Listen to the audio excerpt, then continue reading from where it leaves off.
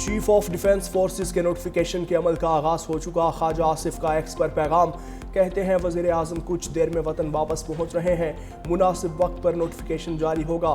Chief of defence forces کی تعیناتی سے متعلق قیاس آرائیاں کی جا رہی ہیں، اس قسم کی قیاس آرائیوں کی گنجائش نہیں۔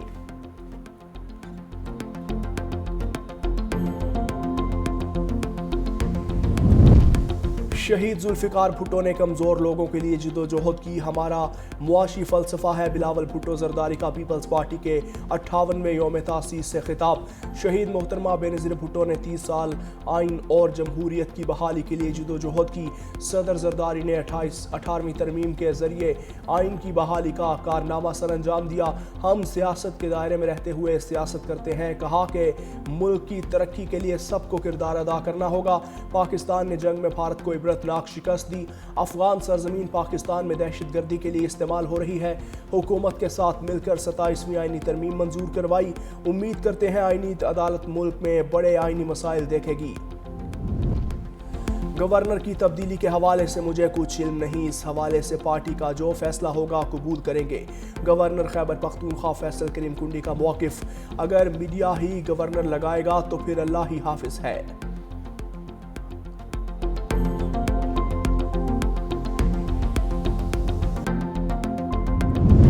آئی ایم ایف کے ساتھ لیول معاہدہ ہو گیا، حکومت اصلاحات پر عمل پیرا ہے، کلائمیٹ فائنینسنگ بہت اہم ہے۔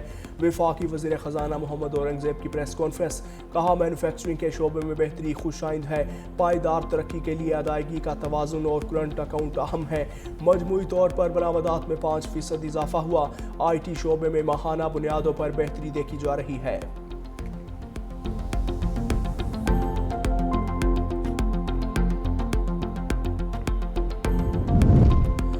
خیبر پختونخوا میں سیاست اور دہشت گردی کا گٹھ جوڑ موجود ہے، یہ لوگ افغان حکومت کے ترجمان بنے ہیں، ان کی یہ محبت ہمیں سمجھ نہیں آتی۔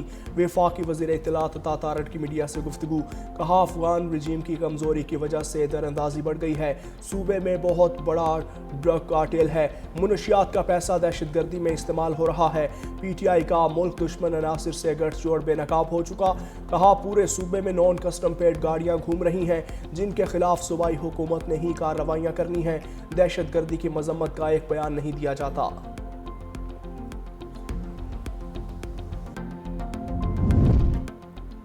پاکستان غزہ امن فورس کا حصہ بننے کے لیے تیار، حماس کو غیر مسلح یا فلسطینی مزاحمتی ڈھانچے کو کمزور کرنے کا حصہ نہیں بنیں گے۔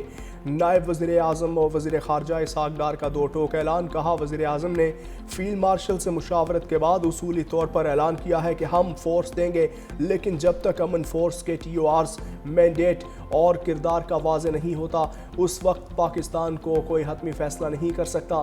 پروپیگنڈا کیا گیا، انٹرنیشنل اسٹیبلائزیشن فورس حماس کو غیر مسلح کرے گی، ہم اس کے لیے تیار نہیں، ہمارا کام امن قائم رکھنا ہے، امن نافذ کرنا نہیں۔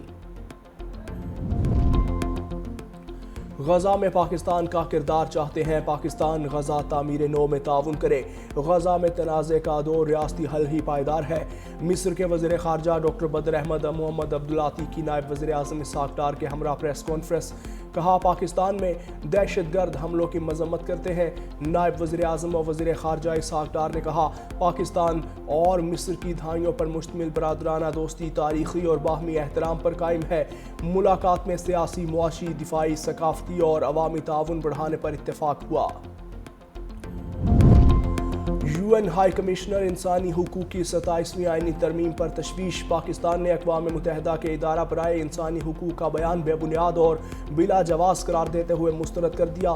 ترجمان دفتر خارجہ نے کہا پاکستانی پارلیمنٹ نے 2/3 اکثریت سے 27ویں آئینی ترمیم منظور کی، تمام جمہوری ملکوں کی طرح آئین میں ترمیم سمیت قانون سازی پاکستان کے منتخب نمائندوں کا اختیار ہے۔ آئینی ترمیم کے حوالے سے جاری کردہ بیان میں پاکستان کے نقطہ نظر اور زمینی حقائق کی عکاسی نہیں کی گئی۔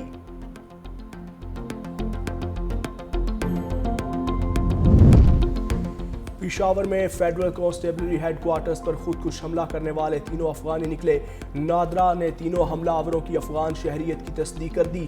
فیڈرل کانسٹیبلری میں خودکش دھماکوں سے متعلق تفتیش جاری، تفتیشی حکام کی 100 سے زیادہ مشتبہ افراد سے پوچھ گچھ، حملہ آوروں کی رحمان بابا قبرستان سے فیڈرل کانسٹیبلری ہیڈ کوارٹرز تک آمد کی فوٹیج حاصل کر لی گئی۔ تفتیشی ٹیم سہولت کار کا کھوج لگانے میں مصروف، خودکش حملے کے وقت کسی حملہ آور کے پاس موبائل فون نہیں تھا۔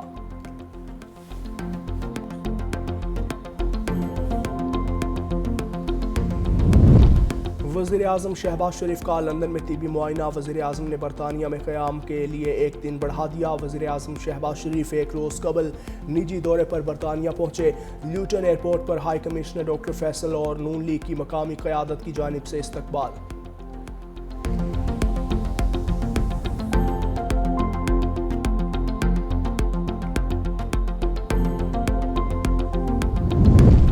خیبر پختونخوا حکومت کا ہری پور ضمنی انتخابات کی انکوائری کروانے کا فیصلہ، کلاس 4 سے لے کر ڈی سی تک انکوائری ہوگی۔ الیکشن کمیشن نے NA18 ہری پور کے انتخابات پر لگائے گئے تمام الزامات مسترد کر دیے۔ مخصوص عناصر حسب معمول ضمنی انتخابات کو متنازع بنانے کی کوشش کر رہے ہیں۔ DRO اور RO کی تعیناتی کو سازش قرار دینا حقائق کے منافی ہے۔ پولنگ ڈے تک کسی سیاسی جماعت نے تعیناتیوں پر اعتراض نہیں کیا۔ فارم 45 پہلے سے تیار ہونے کا الزام غلط اور گمراہ کن ہے۔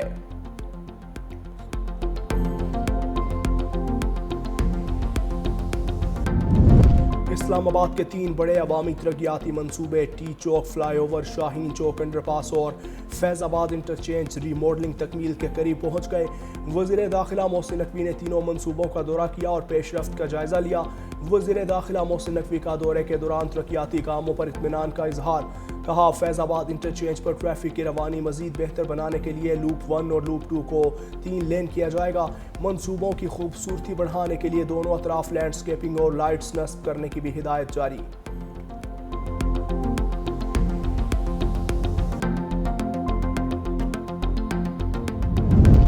اگلے 15 روز کے لیے پیٹرولیم مصنوعات کی قیمتوں میں رد و بدل آج کیا جائے گا۔ ذرائع کے مطابق پیٹرول 3 روپے 70 پیسے، ڈیزل 4 روپے 28 پیسے تک سستا ہونے کا امکان۔ پیٹرولیم مصنوعات کی قیمتوں کے تعین کی سمری آج اوگرا حکومت کو بھجوائے گا۔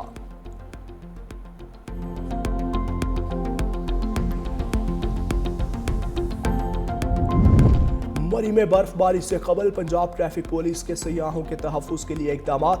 برف باری کے دوران شاہراہوں پر پھنسی گاڑیوں اور سیاحوں کو ریسکیو کرنے کے لیے 3 بریک ڈاؤن اور 1 کوسٹر دینے کا فیصلہ۔ شدید برف باری کے دوران سیاحوں کی بڑی تعداد مری کا رخ کرتی ہے۔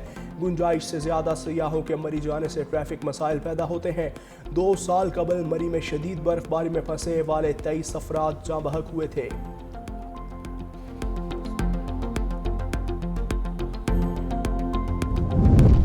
اور پاک فوج کے زیر اہتمام کوئٹہ میں خواتین کی سائیکل ریس کا انعقاد۔ شعلہ سپورٹس کمپلیکس میں ہونے والی 5.9 کلومیٹر طویل ریس میں خواتین کی بڑی تعداد میں شرکت۔ خواتین ریسرز نے پرکشش اور چیلنجنگ راستے پر اپنی صلاحیتوں کا لوہا منوایا۔ ریس کے اختتام پر پوزیشن ہولڈرز میں نقد انعامات، میڈلز اور سرٹیفکیٹس تقسیم۔ سب سے کم عمر اور معمر شرکاء کی حوصلہ افزائی بھی کی گئی۔